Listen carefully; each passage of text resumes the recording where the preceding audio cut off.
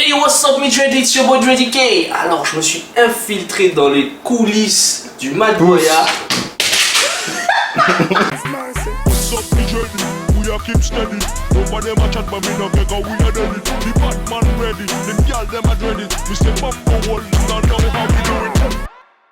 Hey, what's up, me Dreddy, it's your boy Dreddy K. On se retrouve aujourd'hui dans les coulisses du Mad Goya où j'ai pu m'infiltrer pour communiquer avec deux Loxé. Le premier, Mr. Bobby. Alors Bobby, dis-nous tout. Depuis combien de temps portes-tu tes dreadlocks et qu'est-ce qui t'a poussé à en faire? Timal, je dois répondre franchement, Timal, ou bien je dois faire. Fatigue magie, Timal. Fatigue magie. Oh, fatigue magie. Fatigue magie. Ça fait 6 mois mon locks en 21. Mon Dieu, 6 mois. 6 mois. Il poussait bien, hein? Ah, il a poussé, Timal, il a mis des bons avocats en deux. Ah putain. Qu'est-ce que t'es quoi, Bobby? Mais non. Ah, Bobby. Non, sérieusement, ça fait quoi? Attends, peut-être quoi? 2013, 2014, donc ça fait quoi? 4 ans? Ouais. 4 ans. Et qu'est-ce qui t'a poussé à les faire alors? Mais en vrai, mes cheveux ne poussaient pas, plutôt. C'est ça, ça arrive à beaucoup de gens. Ok. Tes cheveux ne poussent pas et puis c'est super chiant à chaque fois de retirer, faire des vanilles, remettre, faire des vanilles, dénater les vanilles, faire un shampoing, remarcher, tandis que tu mets les locks là. La dernière fois que j'ai fait un shampoing c'était en 2012. Donc bon. Et ça va, tu le vis bien? Bah je le vis bien, de toute façon il pleut, donc bon quand je vois qu'il pleut et que les cheveux sentent un peu, je sors et puis je rentre chez moi, je sèche et voilà. Au calme. Et du coup, est-ce que ça t'a posé des problèmes dans ta vie de tous les jours, par rapport à ton métier, par rapport à tes parents? L'école Thug Life, hein, de toutes les façons, ça c'est une histoire vraie. J'étais l'un des seuls élèves qui enjambait pour aller au lycée.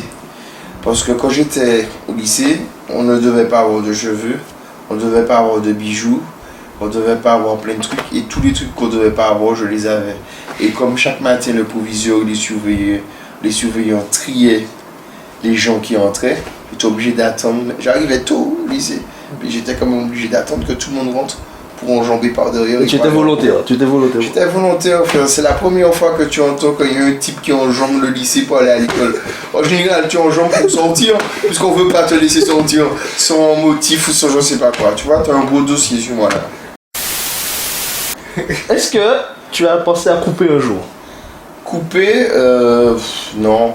Mais justement, en fait, tu m'as posé la question, est-ce que dans mon métier, patati patata, ça commence à devenir compliqué parce que j'aime mettre des perruques pour rentrer dans des personnages. Et là, ça commence à devenir très très compliqué pour trouver des perruques qui vont... Adapté. Ouais. Donc tu es obligé de faire toujours le Rastamon. Je suis obligé d'essayer de faire un truc pour attacher machin, mais je pense que d'ici quelques mois là, je sais pas. Tu te vois couper? Non, je ne me vois pas couper, je sais pas encore comment on va faire ça. Faut, je te vois mal couper tes locks. Là, vous faire tout. Ah, ça va, net, C'est dur. Ah, frère, ça a chaud, ouais. Mauvais tensio. Ah, ouais, attention. Quel conseil tu donnes à Matt pour faire des locks? Est-ce que tu vois Matt avec... Ah, frère, moi j'ai 2 ans de locks là, hein. Matt est trop blanc pour avoir des locks, hein. Tu dis ça? Ouais. Ça passe pas. Il faudrait limite, je sais pas, mettre de la javel dans ses cheveux. Hein.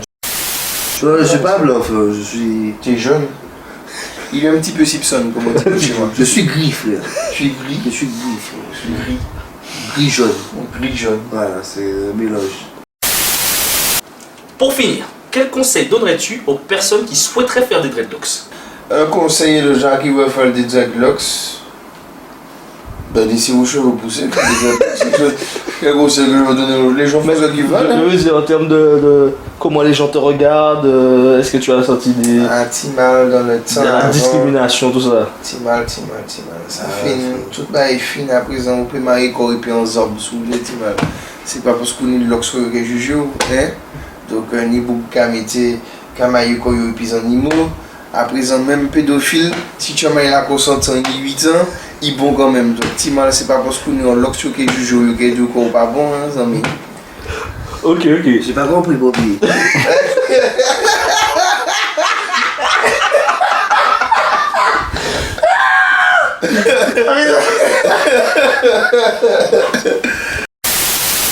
Et puis, il y a un dernier big up? Eh ben, fais un gros big up à ma. Aïe! Putain, merde, frère! Tu sais, ça, c'est des signes de Dieu! C'est quand tu fais un truc avec quelqu'un de mauvais. Ça veut dire qu'il faut. Un big up à tous ceux qui me suivent, tous ceux qui nous suivent, le Maguaya, toute l'équipe, à vous les Guadeloupéens, les Martiniquais, les Antillais, un gros big up à tout le monde et voilà, continuez de nous suivre sur les réseaux.